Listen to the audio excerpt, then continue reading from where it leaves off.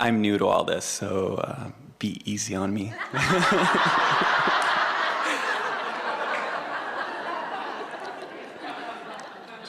We haven't talked too much about soulmates or that kind of idea. I was wondering what you thought about that. Yeah, what is that?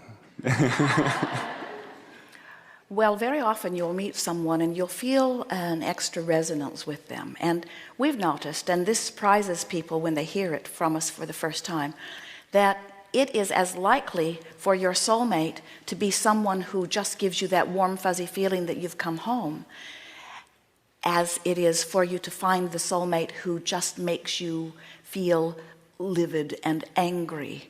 Because sometimes your soulmate is already in that place of alignment and sometimes not, or sometimes your soulmate is in alignment and you are not. So depending upon where you are along this emotional scale makes them feel the way they feel to you. And the reason we want you to hear that is that when you really want something, when you're not a vibrational match to it, it feels worse. In other words, a car that's going 100 miles an hour and hits a tree is a bigger problem than a car that goes 5 miles an hour and hits a tree. So your soulmate could feel fabulously to you or awful to you, depending upon where either one of you are in relationship to who you really are. Does that make sense to you? Now, it's interesting that you're new, because we're not going to give you the answer that we might have given you if you were here last year or the year before or the year before. We're going to give you the answer that is appropriate given this leading edge discussion that we're having here in relationship to this stream. So you're really going to like this. So you come forth as source energy and you bang around in this body and you have experiences which cause you to put things in your vibrational escrow. So without even knowing it, when you are very young, even the first day of your experience, you begin having interpersonal relationships and throwing your preferences over there into vibrational escrow. So for example, with Jerry and Esther, they came together late in their lives, so to speak. They've been together since 1976 is when they met, but both of them had lived a lot of life before that.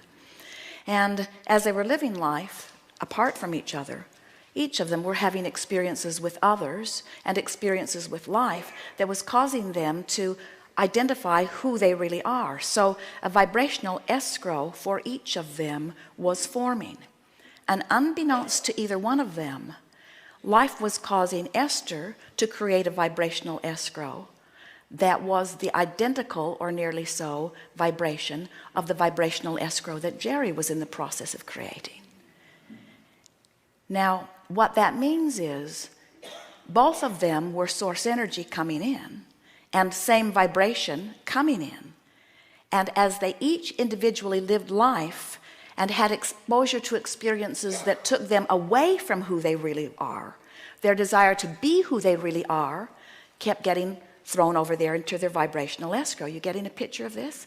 So here they are, bipping along through life. You all are doing this individually, while who they really are, who they had each become, was over there being tended by source energy, calling them each to it. And as through different chains of events, each of them began to individually listen and follow their bliss, they ended up in the same place. And when they saw each other, they said, "Hello, do I know you? You feel very familiar. I never want to be away from you again." You see? So think about what a soulmate really is. It's you coming into alignment with that which you are calling soul. It's you coming into alignment with who you really are. And in the religious sense, it is certainly spiritual, soulmate. But in the secular sense, in terms of relationships, isn't it logical that the person, the lover that you are seeing as your soulmate, is someone who must be vibrationally compatible with that which is the heart of you, with that which you have become? So we want you to understand the only thing that is necessary for any of you to find your soulmate is for you to first mate with your own soul. In other words, you've got to close that gap. And it's an interesting thing because it's a very frequent thing that someone will be banging around and they will go to Alcoholics Anonymous or something, and they'll get turned around and they will come into vibrational alignment with who they are, and they will feel so much better as they come into alignment with who they are, and they temporarily don't really have access to their soulmate because their soulmate's still over there making amends to the people they have wronged.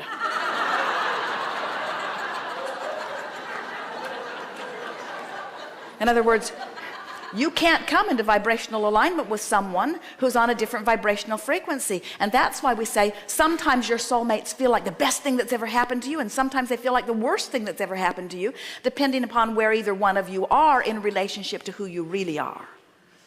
For a new person, you really ask a leading edge question. Thank you. Did you get it? Yeah. Something more? Well, I also work with children that have disabilities. They have autism, and my biggest question is, I'm trying to understand, you mentioned a little bit about this earlier, but who created the autism or the disease for a child that didn't have a choice? Everyone has a choice, and there are a number of things that we want to give you about this. First and foremost, every one of you who makes the decision to come forth into these physical bodies has full view of the physical body you're coming into before you come. So no one gets trapped in a situation that is different from what they want. No exceptions to that. That's helpful to know. Really a downstream feeling thought, isn't it? Now, there are powerful teachers, especially now, who are coming forth, who have been, from their non-physical vantage point, aware that there are so many humans who have forgotten about vibration and alignment, who are disregarding their own guidance system, who are trying to make their life work by trying to control conditions.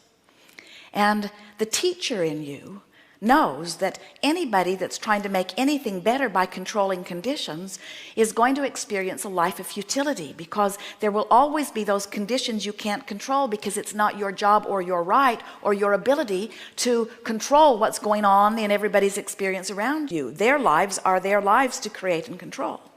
So rather large numbers of energies are coming in deliberately wanting a physical condition that they can't be talked out of or demanded out of.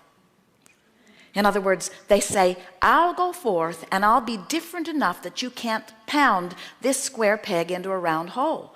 No matter how hard you try, you're not going to be able to control me. I'm going to be free, you see. So as you interact with them, if you get the wonderful experience of interacting with them when they're not being challenged by a system that's trying to change them. In other words, imagine how frustrating that would be, to be fulfilling your intent from your source perspective and making it all the way into a physical body different enough that people can't control you, and then notice they're still trying to control you. That's the frustration and outrage that you see in them. They want to say to you, and if they were better with their words, they would say to you, wait a minute, I went to a lot of trouble to be different. You're supposed to leave me alone. And those that are in an environment where somebody's not now trying very hard to make them normal, you called it a disability, they would call it an advantage. In other words, from source perspective, it would go something like, I've decided that I'm going to take the powerful being that I am, and I'm going to go forth into a physical experience, and I'm going to be different enough that you can't control me, which means I'm going to be one of the few people on the planet that you'll ever meet that knows that I am free. Because I choose freedom over your approval of me. And then the society, who is embarrassed by them or worried about them, is forever trying to, oh, we'll just find one more way that we can bring you to normalcy. And they've come forth to say, we didn't want to be like you. That's why we chose to be different. We've come to offer a message that there is balance and value in our differences. We've come to teach unconditional love. Most people talk about unconditional love, but they don't live it. Most people say, oh, you're so sweet, I love you under those conditions, and you are so strange, I cannot love you under those. So if you would just be more like that, it would be ever so kind to me, because I want to love you, and if you were more like that, I would be able to love you. So just try to change a little bit so that I can feel better. Where unconditional love says, I want so much to be connected to Source that I will see whatever I'm looking at through the eyes of Source, which means I do not need you to be different so that I can feel better. I have the ability to adjust my gaze to align myself with Source. Unconditional love says, I will find connection with Source and then I will look. Conditional love says, I will ask you to be the way I need you to be so that when I look I will feel better. Huge difference. Unconditional love is absolute freedom. Conditional love is absolute bondage. So these blessed beings have come forth as teachers of freedom. And interesting, the most interesting thing of all, they feel free even when you try to control them. It's such an interesting thing. So the autistic child feels free and isn't worried about anything. Have you noticed? Exactly. And the people that are trying to get them to be different so that they can feel better are in absolute bondage. Right. And the child says, I don't know what your problem is. And the teacher or parent says, you're the problem. And the child says, you kind of need to get over that because I can't change. If you're going to interact with me, you've got to discover unconditional love. And when you do, you'll be free like me. And then maybe so many of us won't have to come forth autistically in order to teach this to you. They're having a very good time. Yeah. Watch them up close and feel the joy of their being.